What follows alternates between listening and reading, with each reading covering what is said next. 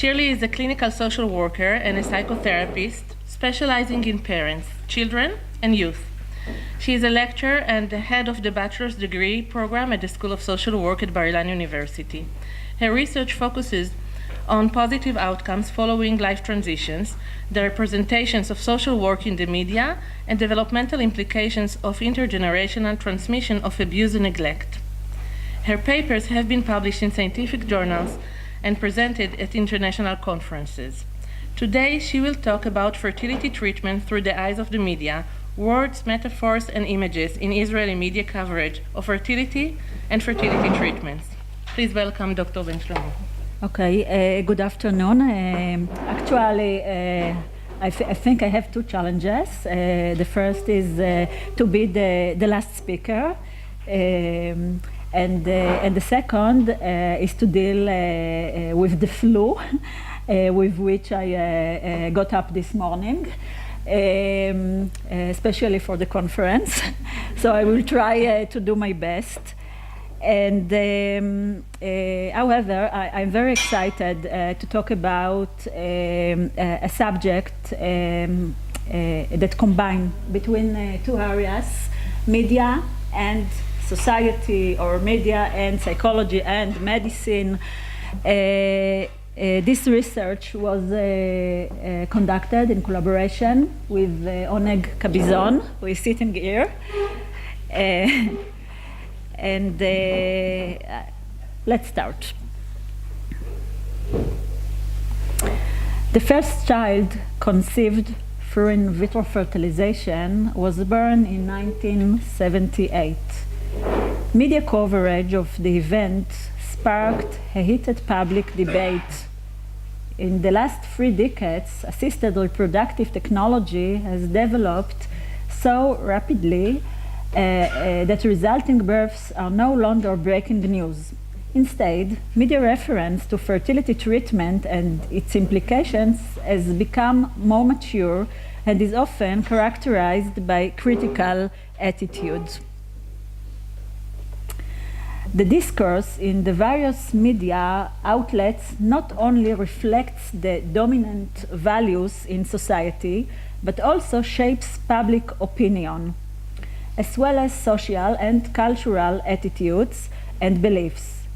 It does so by framing subjects on the public agenda as positive, neutral, or negative, thereby imposing a particular meaning on a situation, event, or issue.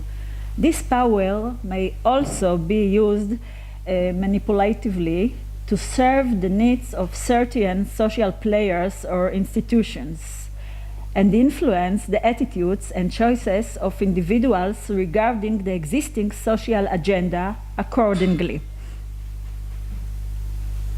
This lecture describes how the media influences the shaping of social perceptions of fertility and fertility treatment.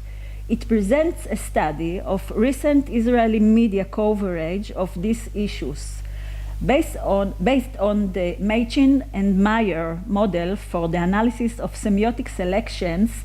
The study examines the linguistic and visual aspects of items relating to childbirth and fertility in the Israeli media and shows how they reflect a specific point of view and values. The decision of whether or not to embark on ART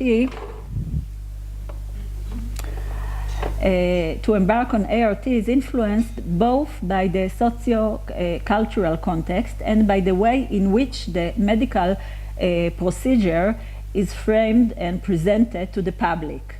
This gives rise to a mutual dependency between the media on the one hand and reproductive policy and the social attitudes associated with it on the other. The latter, which are particular to any given society, are reflected in the local media coverage. As long as the media and the nation are speaking the same language, the message conveyed to the public is clear. For example, a study conducted in Iran, a pronatalist country, sought to identify the factors promoting hope among 23 women who had experienced failed cycles of fertility treatment. The main factors emerging from interviews with these women were spiritual strength, family support, and knowledge acquired through various media outlets. Thus, the information provided by the media regarding ART and its implications influenced the women's sense of hope and their decision to continue the medical procedure in line with the national culture. A similar study conducted in England. 25 women, after several failed IVF cycles, were interviewed, but in this case they had chosen not to continue treatment. It was found that most of them began ART with unrealistic expectations and were highly vulnerable to pressure from society in general and the media in particular. Like the women in the Iranian study, the English women referred to the media as a major factor in deciding whether or not to continue treatment, as well as a source of pressure, as it gave the impression that having children was a social obligation. They noted that news coverage repeatedly highlighted the latest developments and breakthroughs in ART, reporting that they had enabled many couples to obtain the desired goal. In Israel, as well, the media appears to apply pressure on women to devote themselves to treatment at any cost. An analysis of news coverage revealed a trend in the media to convey the message that the secret end justifies the means. Women willing to undergo treatment, no matter how difficult, are represented as inspiring and praiseworthy. The overriding aim is to become pregnant, and the more women strive and suffer to do so, the more positive, glowing, and even heroic the coverage they receive. What is more, the media portrays ART as a type of disciplinary regime and encourages women to dedicate themselves to it. A Canadian study revealed a similar activist approach in the local media. The analysis of 157 print news stems containing the word infertility showed that the majority painted an alarming picture of infertility, adhered to a biomedical perspective, and employed a language promoting the semantics of words such as suffering, frustration, effort, struggle, failure, and victims. In some cases, the media express appreciation for women's willingness to undergo ART even when the procedures are unsuccessful. An Australian study, for instance, examined the representation of childless women in 327 news items and found that they were the object of sympathy as long as they wished to be mothers and did everything possible to achieve that aim.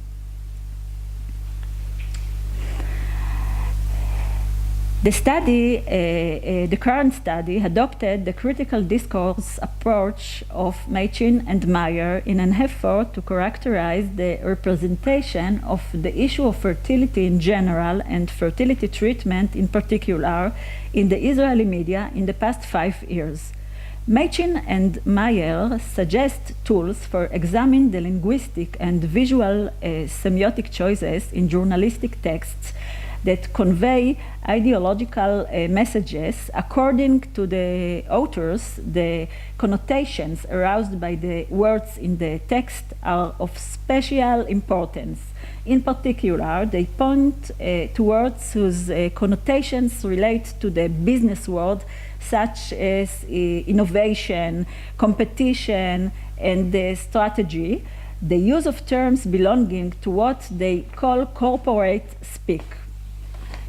A discourse associated in our mind with the glamorous world of successful corporations, often its actual problems in reality and thus their potential solution as well.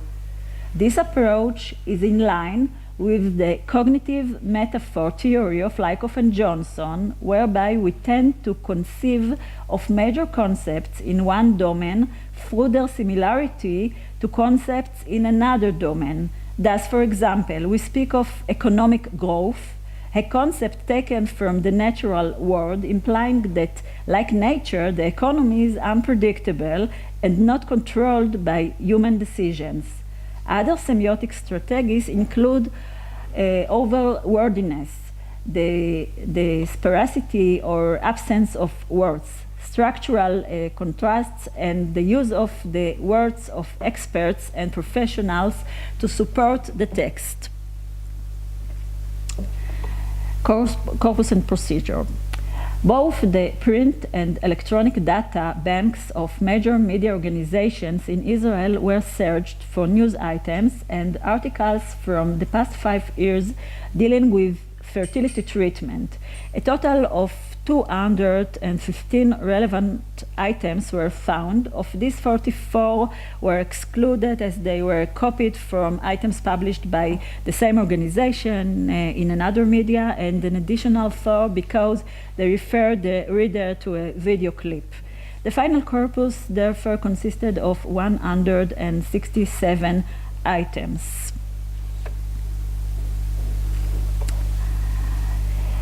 Employing the principles of media discourse analysis described above, we looked for both linguistic metaphors and expressions and visual images in the text.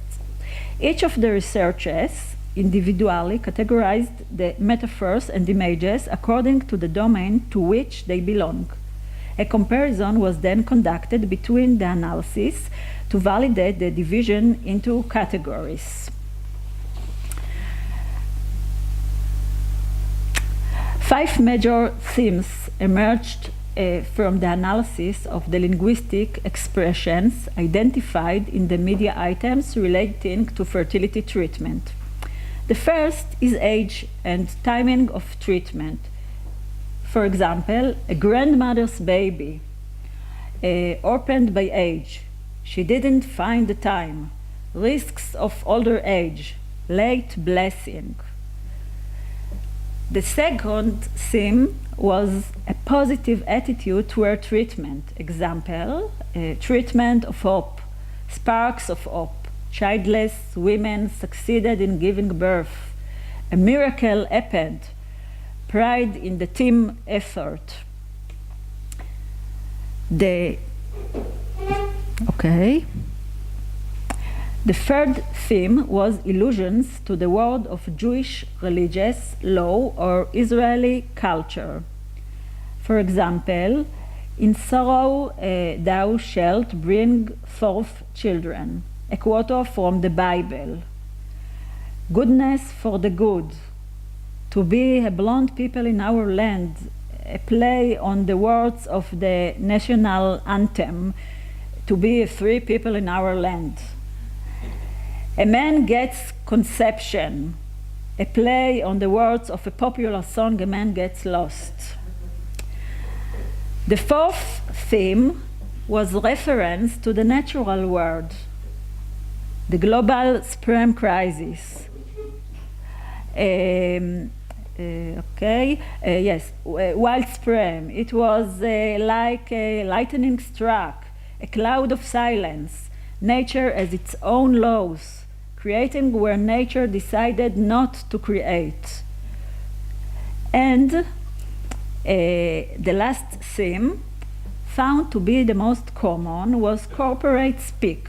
For example, Israel is vault of frozen embryos. The uterus decided to take early retirement. A baby at a reasonable price. The cost of the pregnancy, the egg market, egg rescission, baby bank, baby factory. They can change sorrow into Lamborghini. Corporate speak is also reflected in the words of Israeli celebrities.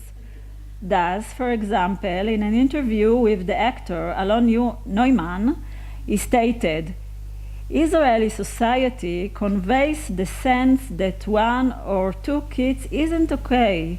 You need more and more. It's like an obsession. Instead of looking at the kid, teaching him, you go straight on the new one. It's like a cell phone. You haven't yet figured out all its features and you already want a new model. The linguistic expressions were accompanied by visual images, with the most prominent being photos of couples, women and doctors in white coats performing medical procedures. The most common image was a clock in one form or another, an hourglass, a clock on pregnant belly, a woman holding a clock, and so on.